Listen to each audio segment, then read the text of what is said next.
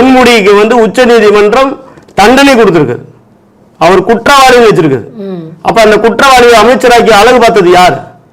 செந்தில் பாலாஜி குற்றவாளி. அந்த குற்றவாளியை போய் காவு காத்து திருப்பி கூட்டிட்டு வந்தது யார்? நீங்க தானே. முதல் குற்றவாளியே மு.க. ஸ்டாலின் தான். பெண்களுக்கு எதிராக நடக்கிற அனைத்து குற்றங்களுக்கும் திமுக தான் காரணம். யார் அந்த சார்ல இருந்து ஆரம்பிச்சு, யார் அந்த திமுக கார் வரையிலிருந்து, யார் அந்த தியாகி வரைக்கும் எல்லாமே திமுக காரணம். பெண்களுக்கு எகென்ஸ்டா நடந்த குற்றத்துக்கு மொத்தத்துக்கு குற்றத்துக்கு யாரு காரணம்? எல்லா பிக்சர்ல யாருக்கிறா? திமுக காரணம். புரியுதுங்களா? அதனால வந்து திமுக கடந்து வந்த பாதையே ஆபாசம் தான். ஆபாசமான பேச்சுக்களால தான் அவங்க வளர்ந்தாங்க. அதனால வந்து நடவடிக்கை எடுக்கணும்னா அவர் அமைச்சர் பதவியிலிருந்து நீக்கணும். அதுதான் முழுமையான நடவடிக்கை. அடிப்படை உறுப்பினர் நீக்கணும். அவரை தூக்கி ஜெயில போடணும்.